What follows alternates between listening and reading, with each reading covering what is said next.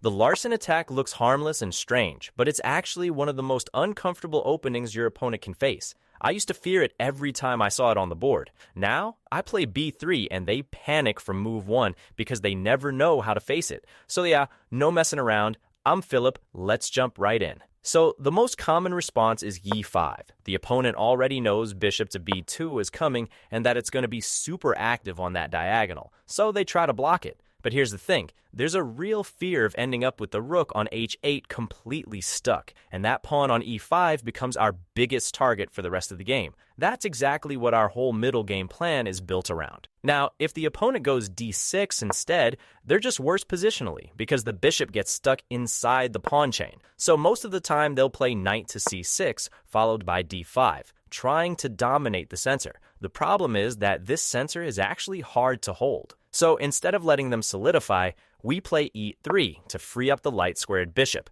By doing that, we can start hitting the defender of the pawn right away. After the opponent plays pawn to d5, we respond with bishop to b5, pinning the knight. And now we've got a clear plan, right? We either threaten to take the knight and then the pawn, or we just grab the pawn right away using the pin.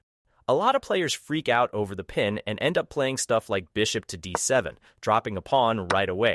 So the best move for black is simply to defend the attacked pawn, because they don't want to give our bishop even more power by pushing that pawn further. Even then, suppose black develops naturally with bishop to d6. That move leaves a weak pawn on g7. So now, on top of the pressure that's already on the e5 pawn, we get another pin with the threat of bishop takes g7, and you win the rook. So from here, we've got two really strong options, f4 and knight to f3. I'll show both, but I want to start with f4 because it's by far the most aggressive one, and it's absolutely packed with traps that win games on the spot. So we keep hitting that pawn on e5 with f4, adding even more pressure to what's already a really uncomfortable position for black. Now, even though this move kind of exposes our king to queen to h4 check, here's the thing. The opponent really shouldn't take that pawn, even though tons of players do it without thinking twice. And honestly, you're going to win a huge number of games just from this one moment, right?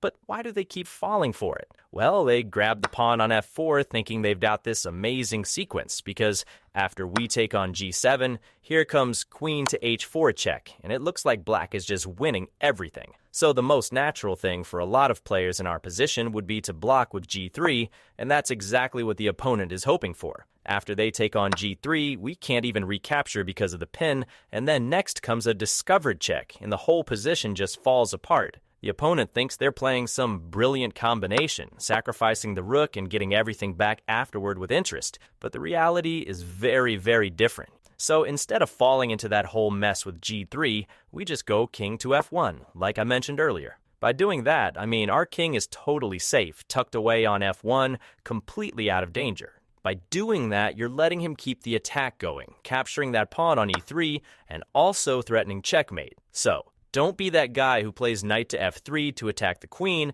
only to end up getting checkmated. Or maybe grab the rook on h8. And here you might think about just grabbing with the pawn, but I really don't recommend it. Bishop to g4 comes, hitting your queen, getting ready to castle long, and that gets really annoying to deal with. But actually, there's a really strong, clean move here, which is queen to e1. Just offering a queen trade. And the best option for the opponent is to accept going into an endgame where they're already down a rook. If they try to keep queens on, for example by dropping back to d8, you just grab the rook. And if after queen to e1 they go queen to f4 check, you cover it with the knight, and next comes queen grabs the pawn, which just forces the queen trade. Then they play something like bishop to g4, you take the pawn, and you land in an endgame where you're just up a rook. And honestly, that alone is already more than enough reason to go for this attack.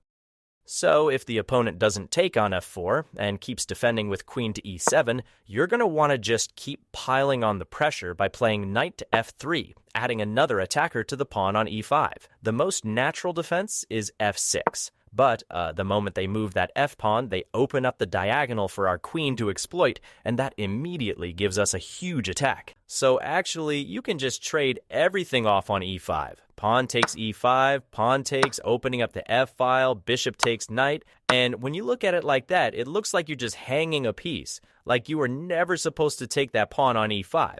But that's exactly where the trick comes in. After knight takes e5 and bishop takes knight, then comes queen to h5, check, you win the bishop back and you're up a pawn.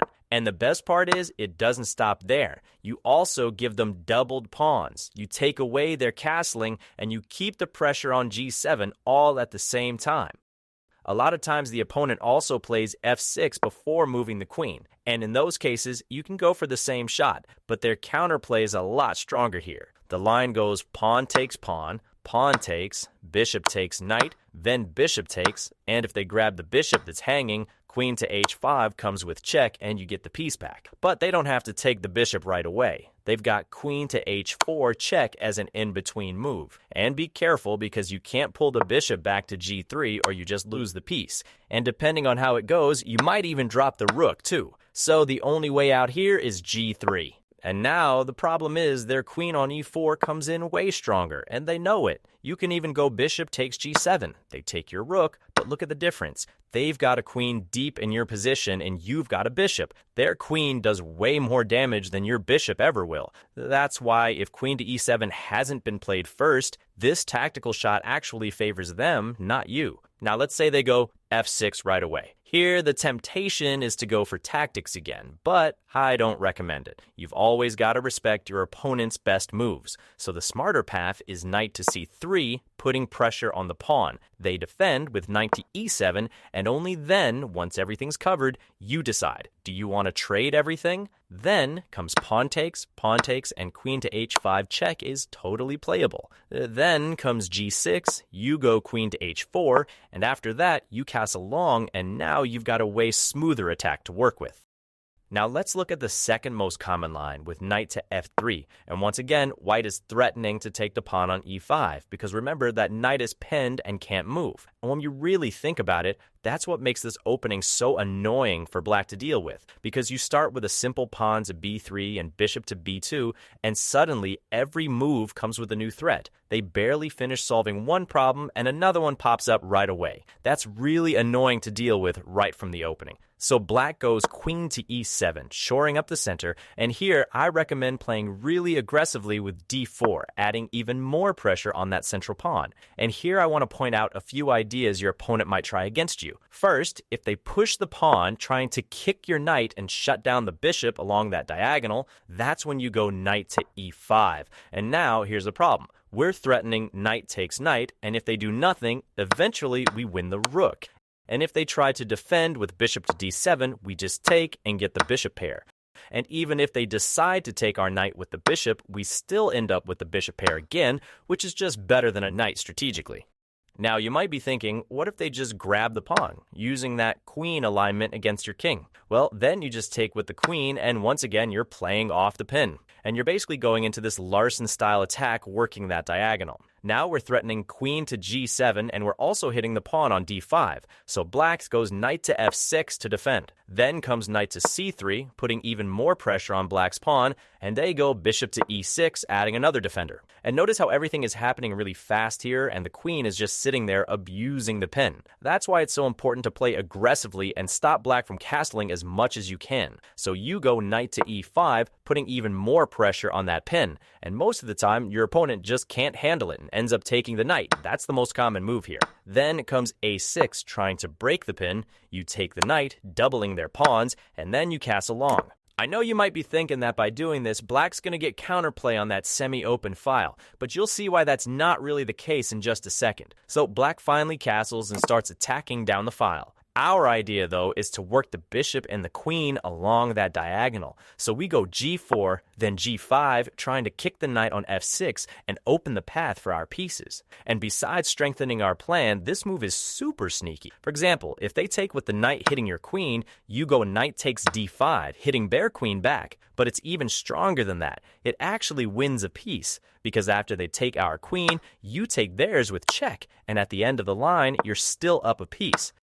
And they also can't take with the bishop because of the x-ray on that diagonal. So with those two options off the table, the most natural move left is to offer a queen swap on d6, and that's great for us. After the trades, you get a super comfortable position to play, with the bishop pointing straight at the king side and the chance to launch a pawn storm toward the opponent's castled king.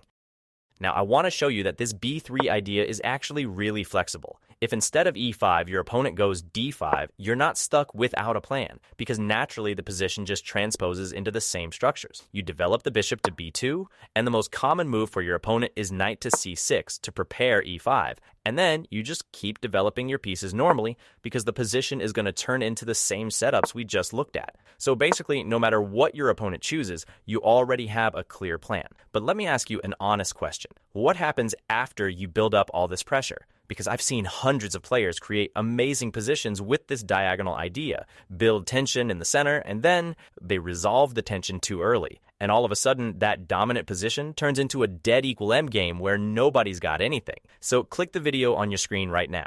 In it, I'll walk you through exactly when to keep the tension, when to break on your terms and come out with a clear advantage, and how to punish the opponent who breaks first. This is a principle GMs use naturally, and most players under 1500 completely ignore. Click now, because if you stop here, you already know how this story ends. If you enjoy it and learn something new, make sure to hit the like button, subscribe to the channel, and I'll see you in the next video.